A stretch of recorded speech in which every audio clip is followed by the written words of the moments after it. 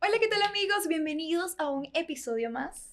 Hoy vamos a estar conversando con la doctora Martínez, especialista en cirugía plástica. Yo soy Oriana Boraure y sin más preámbulos, vamos a darle inicio a esta conversación, porque más que una entrevista es una conversación para conocer sobre muchos temas interesantes acerca del mundo de la cirugía que es tan controversial y hay mucho tema que abordar. ¿Cómo está, doctora? ¿Qué tal, Oriana? ¿Cómo estás? Qué Muy gusto. bien, muy bien. Bueno, como lo mencioné, esto realmente es una conversación para conocer varios aspectos y varios temas importantes de la cirugía como tal. Y quiero comenzar con la primera pregunta. ¿Por qué la doctora Martínez es la persona ideal para llevar a cabo una transformación hablando de tema quirúrgico, de cirugía?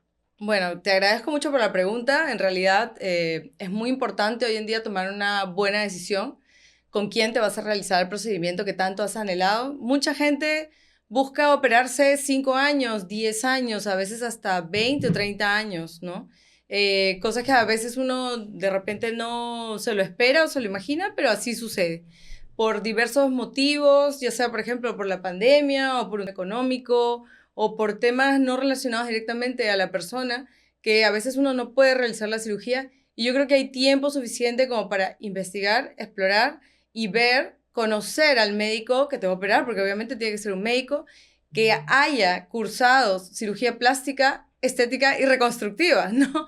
En una, obviamente, universidad de prestigio, en hospitales, y que tenga una amplia trayectoria. Bueno, yo tengo 15 años de experiencia en cirugía plástica, ¿no? Yo me gradué en el año 2003 de Cayetano, ya parece mucho tiempo, ¿no? Pero así pasa el tiempo. Y bueno, de ahí hice mi residencia por San Martín, 3 años más, aparte del Serum. Y bueno, y esto desde el 2008 acá, vengo haciendo cirugía plástica estética a nivel privado. Generalmente trabajamos mucho lo que son las transformaciones corporales. Han habido épocas en las que literalmente vivías dentro de la clínica, o sea, todo el día operando, mañana, tarde y noche, mañana, tarde y noche. Pacientes de lipo, abdominoplastía. Y yo creo que a veces uno dice, bueno, la abundancia, pero cuando uno opera bastante, porque uno mismo lo hace, uno aprende mucho sobre sus propios errores y obviamente en la marcha vas aprendiendo cómo desarrollar y cómo mejorar la cirugía cada día, ¿no? Cómo en tus propias manos el resultado puede ir perfeccionándose. Y eso es algo que uno lo adquiere solamente haciendo uno mismo el trabajo, ¿no? Y claro, son 15 años en los que te digo, hemos operado miles de pacientes eh, con excelentes resultados. Todas las anatomías no son iguales. Eso es algo muy importante. Las pacientes siempre conmigo van a pasar una evaluación. Es una evaluación en la que, así como ahorita estamos sentadas conversando, igual me voy a sentar con la paciente a conversar, a ultimar detalles, a entendernos, porque nosotros siempre hablamos de que tiene que existir la empatía. O sea, si no existe una empatía en la consulta, desde la primera cita, Algo puede salir mal. así es. O sea, por diversos motivos, ¿no? No solamente por la cirugía, sino porque de repente la paciente, imagínate, no entendió bien los cuidados postoperatorios. Entonces hay pacientes que de repente entienden en su cabecita que se operan un viernes y el lunes están trabajando, están en el gimnasio, están haciendo su vida normal. Imagínate el riesgo que eso puede ser para una cirugía, ¿no? Entonces, si no existe esa empatía en el primer día de la cita inicial, yo creo que automáticamente es como que se rompió totalmente, ¿no? Claro. Tal vez la podamos como que reconectar después en el tiempo, pero es más difícil. O sea, yo creo que ese primer paso es importantísimo. A veces hay pacientes que quieren bypassear la consulta médica, ¿no? Y quieren de frente ir a, dame un precio, dame rápido, que eso no Es es. que es algo también de hoy en día en la sociedad, todo quieren rápido, Así pero es, para esto es necesario así tener es. esos pasos. No, y sobre todo que existe un mal concepto de que la cirugía plástica es un producto terminado. Entonces no es como cuando vas al supermercado, ¿no? O vas a comprar por Rappi, ¿no? Y Y ya dices, está a listo. ver, no sé, tráigame Coca-Cola y tráigame la hamburguesa con papas fritas. Pero es que la cirugía plástica no es así. porque tú tienes que, como dicen los gringos, ¿no? Customize, o sea, hacer una, digamos, una customización del producto, ¿no? Para cada anatomía, o sea, para cada cliente es un producto final diferente y por lo tanto no puede existir un precio predeterminado, ¿no? Y eso es lo que a veces uno trata de transmitir mucho en los WhatsApps, en los mensajes, ¿no? Y llegan miles de mensajes al día. De los miles de mensajes que llegan al día a través de redes, a través de la página web, a través de los diversos canales, yo creo que el 50% es dame un precio. Precio. Exacto. Entonces uno se vuelve loco tratando de explicarle a las personas justo eso que te estoy diciendo, ¿no? Que el producto final en cirugía plástica no es un producto terminado y que todo va a depender de la valoración, ¿no?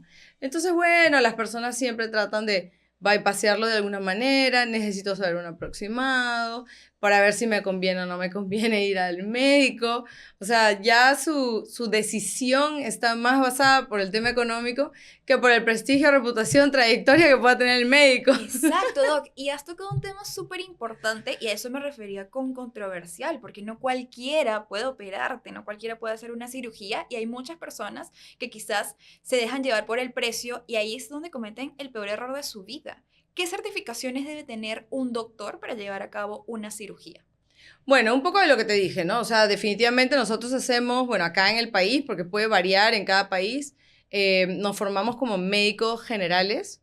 En este caso yo lo hice en Cayetano, son 7 años. Terminando haces un internado. Eso fue en el año 2003, que yo lo hice en Salud, lo hice en el Hospital Rebagliati. De ahí, en el 2004, haces tus serums porque es una previa para poder hacer tu residentado. O sea, si no haces el serum, no puedes entrar a una plaza de especialidad, ¿no? Y de ahí tienes que postular para hacer la especialidad, que en este caso yo la hice a través de San Martín, en la especialidad de cirugía plástica y reconstructiva. Entonces, ahí ya tienes tus 2 titulaciones, ¿no? La de médico y la de especialista, ¿no? Ahora, a veces hay personas que me preguntan, por ejemplo, ¿no? Usted es especialista en, no sé, en cirugía de párpados. Entonces le digo, a ver, la especialidad es completa. O sea, cirugía de párpados exclusivamente no existe como tal, ¿no? Y justo hace unos días también en redes sociales entrábamos un poco en discusión porque hay una especialidad que hacen los oftalmólogos, ¿no? Pero ellos son oftalmólogos, ellos no son cirujanos plásticos, que se llama oculoplástica, que sí tratan las partes blandas, pero no desde el punto netamente estético, sino desde el punto de vista funcional. Y eso confunde a la gente. Entonces la gente cree que el oculoplástico es el verdadero especialista en párpados. Yo digo, no, porque ellos no ven la parte estética, ellos ven la parte funcional del párpado, ¿no? Que es diferente a ver problemas del globo ocular en sí. Pero la gente todo lo tergiversa, ¿no? Entonces, a pesar de que uno les trata de explicar, ¿no? Como acabar, paso a paso, como nido, ¿no? Como niñito de 3 años, tratándole de enseñar, a ver, así. No, ellos igual, a veces tienen su mente muy sesgada y muchas veces es también bueno, por el mal marketing que a veces encuentras en redes sociales, como tú misma dices, ¿no? Van por un precio, que no debería ser, ¿no? Yo creo la guerra de precios. Bueno, es una guerra de precios, pero yo creo que finalmente los cirujanos que tenemos todas nuestras certificaciones en orden y que tenemos prestigio y que tenemos trayectoria, no debemos dejarnos, digamos, acribillar por esta guerra de precios, como tú dices, y decir, bueno, me voy a tener que someter, ¿no? A esta baja de precios porque el mundo es así. No, yo creo que el problema de que el mundo esté así es justo por eso, porque los médicos desde hace muchos años, y no solamente en la carrera de cirugía plástica, en todas las especialidades, han permitido, bueno, felizmente que cirugía plástica no es atendida por las EPS, ¿no? Por las aseguradoras, ¿no? Por Pacífico, RIMAC, MAFRE, todas esas, porque imagínate, si cirugía plástica también hubiera entrado dentro del control de las aseguradoras, ahorita ya la especialidad probablemente ni existiría. Ya no habría tampoco guerra de precios, porque como es una especialidad 100% privada, ¿no? En donde no entra ningún seguro, entonces ahí es donde existe la gran batalla, ¿no? Y yo creo que a lo largo de los años, desde el año 2004, de repente un poco antes, que las aseguradoras comenzaron a comprar las clínicas grandes y prácticamente le decían a los médicos, o entras con este precio, con esta tarifa, o te vas y traigo otro, ¿no? Entonces, muchos médicos con riesgo, ¿no? A no perder su trabajo o a captar más pacientes a menos tarifa, aceptaron y finalmente esto termina pues siendo el pan de cada día, ¿no? Entonces, eso es algo que nosotros yo creo que no deberíamos permitir, ¿no? Es más, bueno, es un tema que sale un poco de lo que es cirugía plástica en sí, ¿no? Y va más por el tema del gremio médico, pero es un poco complicado, ¿no? Exacto. Es un poco complicado. Tal cual, doctor, tal cual. Y ahora vamos a hablar, ya hemos hablado un poquito de varios tipos de cirugías, pero hablemos, digamos, creo yo, que es una de las cirugías más comunes y es el tema mamario. Y aquí hay una pregunta muy específica que es, ¿cómo se verán y se sentirán los implantes a medida que uno envejece? O si se experimenta cambios de peso o en un embarazo. Claro, o sea, el implante de por sí, obviamente cuando uno elige la talla junto con la paciente, el implante va a ir de acuerdo al tórax de la paciente y también a la cantidad de glándula que tenga previamente. Obviamente, si es una paciente que tiene más glándula, probablemente el implante no sea tan grande, ¿no? Que sea un poco más pequeño. Y eso hay que ver si es una paciente que es joven, que no ha sido mamá, si es una paciente que ya fue mamá y que tiene de repente la mama ligeramente caída, ¿no? ¿Y qué pasa? Que lo que tú dices es cierto, el implante finalmente va a actuar como una especie de expansor, o sea, va a estirar la piel de alguna manera. Entonces, si bien es cierto, la forma anatómica más correcta a veces es colocarla detrás de la glándula y no necesariamente detrás del músculo, ¿no? Porque son dos planos diferentes de colocación que cómo lo pongas va a depender mucho del tipo de anatomía que tenga cada paciente. Y finalmente eso, ¿no? A la larga, porque lo que estamos hablando acá es un poco que en el tiempo, ¿no? ¿Qué va a pasar con esa prótesis en el tiempo? Sí, definitivamente, cuando, por ejemplo, una chica que tiene implantes queda embarazada y después con la lactancia se llena la mama de leche, se hincha, después el bebé lacta, se deshincha, entonces tiene un proceso de crecimiento y de crecimiento, crecimiento y de crecimiento. Y todo eso, en conjunto con el implante que tiene cierto peso por la gravedad, va a tender a que la mama se vaya para abajo, ¿no? Entonces... O sea, no es que siempre se va a mantener el implante allí. No. Pero es que no es exactamente que el implante está cambiando, es que el tejido que está cubriendo el implante va a cambiar. Y obviamente lo mismo va a pasar cuando envejezcas, ¿no? Porque igual, si tú pierdes peso, por ejemplo, una persona, no sé, una chica que a los 20 años, okay, no es mamá, pero pesa 70 kilos, y a los 30, no sé, se metió al gimnasio y bajó 10 kilos. Con 10 kilos menos, de hecho que ha perdido grasa, y de esa piel se va a laxar. Y de repente hasta pueden aparecer estrías, ¿no? La piel ya no se va a ver una piel de repente joven, a pesar de que de repente no haya tenido hijos, ¿no?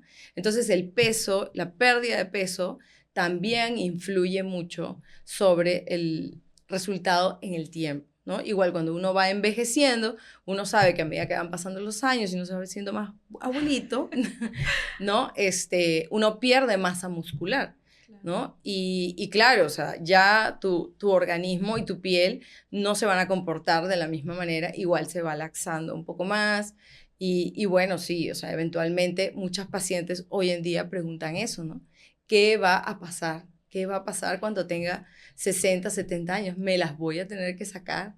¿Me las voy a tener que retirar? Claro. ¿O simplemente ya van a estar ahí para siempre? Sí, la respuesta es van a estar ahí para siempre. Doc, ¿pero los implantes mamarios son para siempre? Bueno, o sea, en realidad depende mucho de cómo el cuerpo reaccione al implante, ¿no? Hoy en día contamos con implantes nanotexturizados que en teoría son los mejores. Yo te puedo decir que de hace 5 años ya no ponemos otro implante que no sea nanotexturizado. ¿Y por qué? Porque la complicación más temida por las pacientes es la contractura capsular. ¿Qué significa que el implante se pone duro? Y con los implantes nanotexturizados tenemos una tasa de menos de 1% de probabilidad que suceda. A diferencia, por ejemplo, de un implante liso, con el que sí existe la posibilidad más de repente 10-20%. Entonces, de todas maneras, eso nos permite proyectar a una longevidad mayor del implante. Que pueden haber cambios si es que la paciente es mamá, da de lactar, porque van a haber cambios inflamatorios que pueden alterar. Sí, es correcto. Pero digamos que ya de por sí, por tener un implante nanotexturizado, ese implante tiende a durar mucho más. Ahora, sí se recomienda que cada 10 años se hagan un control con resonancia magnética. Y obviamente ese control tampoco es que hay que darlo por sentado, porque a veces la resonancia magnética, al ser un estudio de imágenes, no te determina al 100%, o sea, no es tan específico y sensible, pero por lo menos es una guía para saber, ¿no?, cómo está yendo ese implante. Si todo está bien, no hay necesidad de cambiarlo. Como antes decían que cada 10 años tienes que cambiarlo obligatoriamente. Doc, ahora para finalizar vamos a hablar también sobre un tema bastante interesante que es acerca de la lipoabdominoplastía.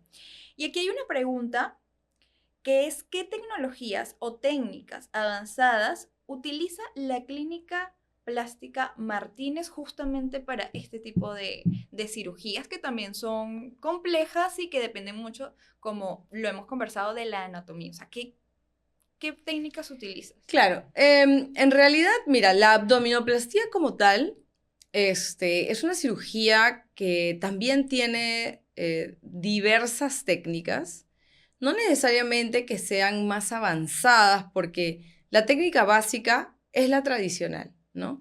El objetivo de la abdominoplastía es básicamente dos. Uno, retirar la piel que está laxa, en exceso. Entonces, estamos hablando de un abdomen que lo más probable es que tenga piel colgadita, ¿ya? Y lo otro, lo segundo, es corregir la pared muscular. Entonces estamos hablando de una pared muscular, ya no piel y grasa, sino músculo, que está distendido, está laxado, el músculo recto anterior de repente está abierto, por obviamente cambios que generalmente se ven en las mujeres después del embarazo. Ahora, estas dos, digamos, o estos dos objetivos tienen que corregirse sí o sí, cortando y retirando la piel y el panículo adiposo que se encuentra debajo de él hasta la zona de encima del músculo, ¿no? Y la aplicatura del músculo, que el músculo se tiene que coser hasta conseguir la tensión necesaria para que el abdomen no protruya cuando la paciente está de pie. Esos dos conceptos básicos de la abdominoplastía no pueden ser alterados. O sea, no va a existir una abdominoplastía sin que exista el retiro de piel y la aplicatura del músculo. Porque si no vamos a retirar piel, porque la paciente no tiene flacidez, entonces estamos hablando de solamente hacer una liposucción.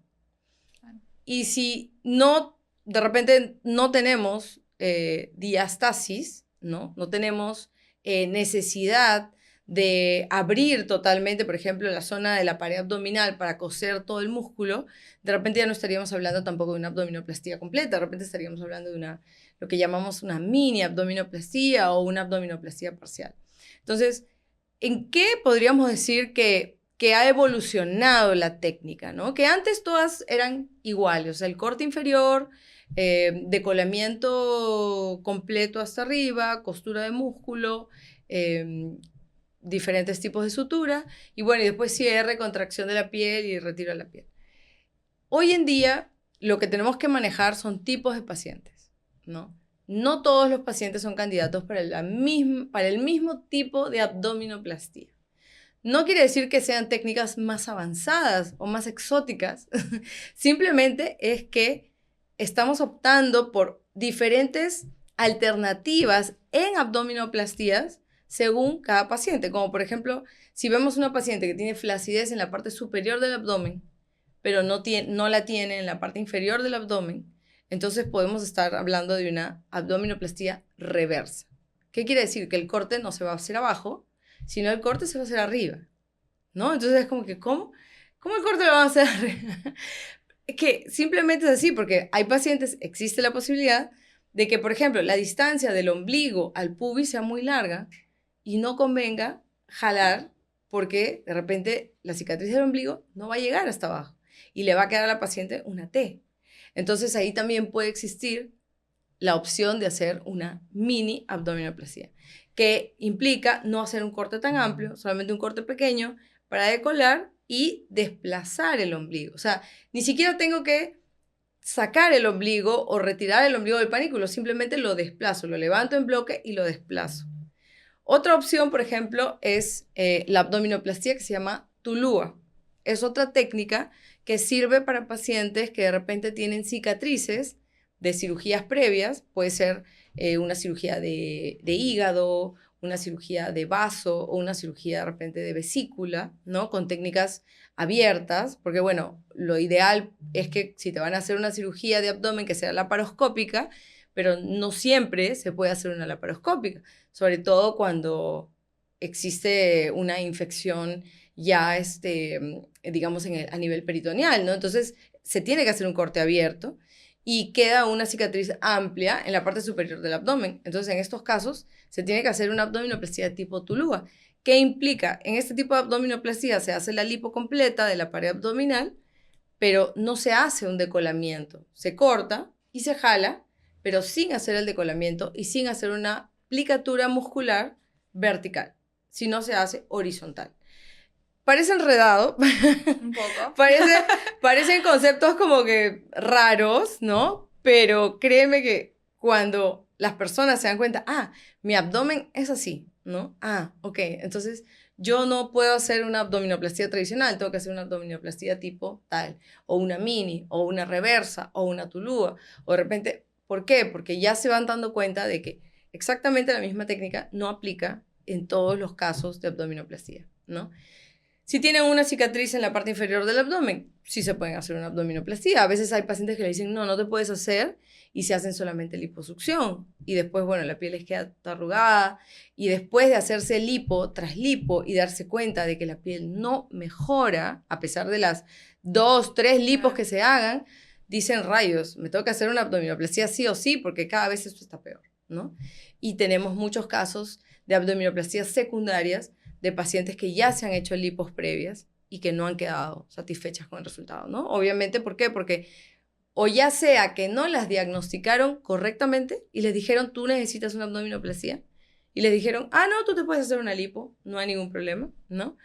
O porque las pacientes rechazan la abdominoplastia.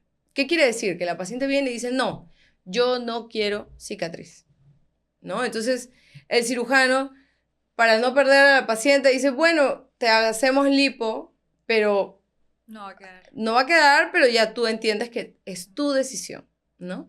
Y bueno, algunas entenderán y otras no entenderán, y bueno, en fin.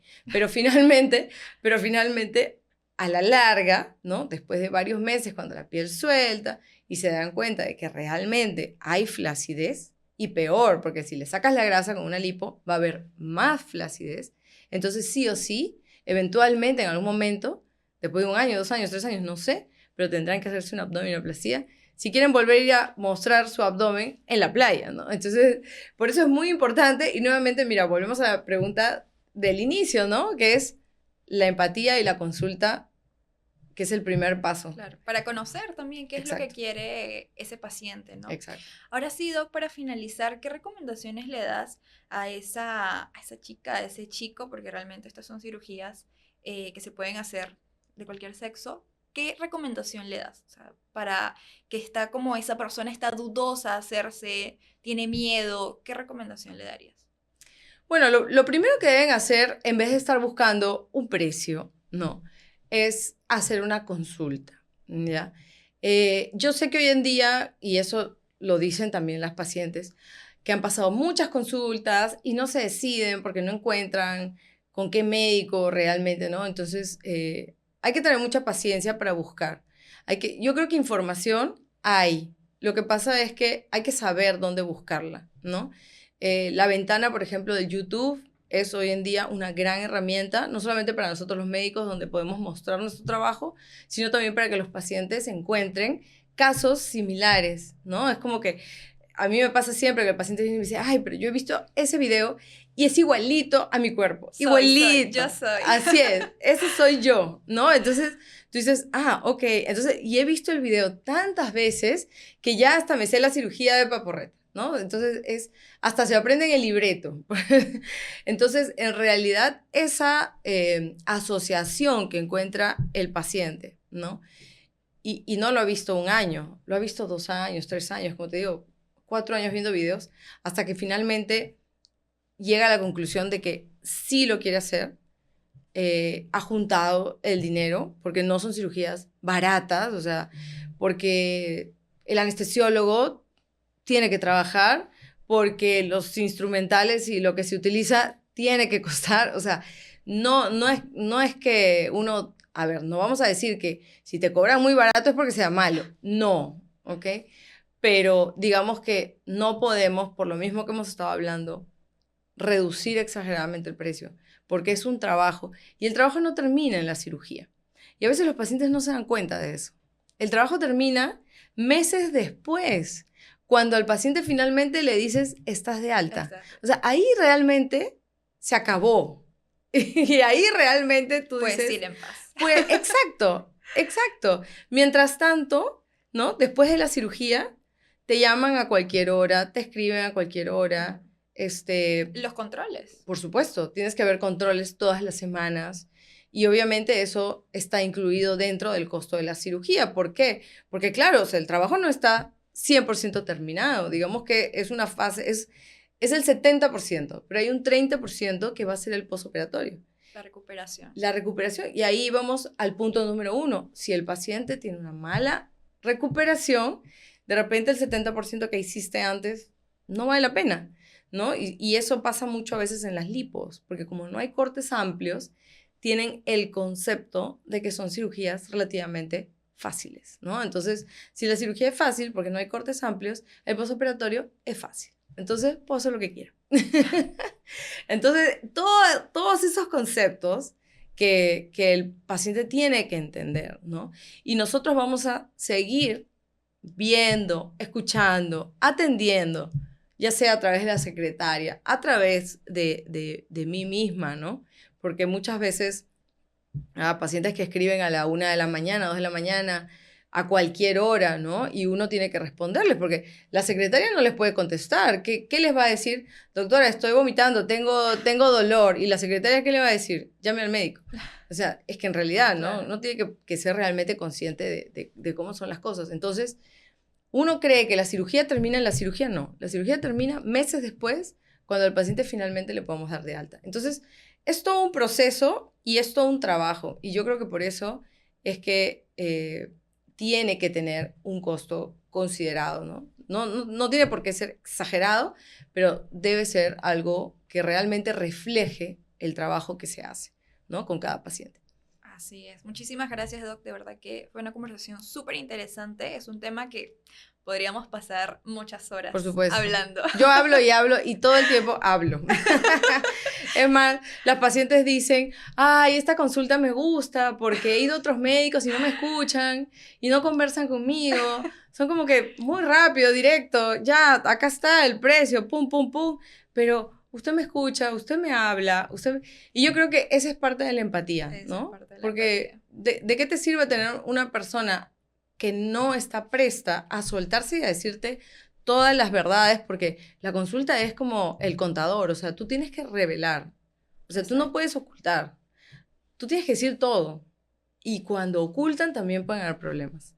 Y esa confianza que el médico en la consulta te va a dar para que tú le reveles todos tus secretos de todo tipo, ¿no? Porque ya te imaginas cuál es la pregunta principal en el postoperatorio. ¿Te imaginas cuál es la pregunta principal? ¿En qué momento pueden volver a tener relaciones sexuales? Me imaginé.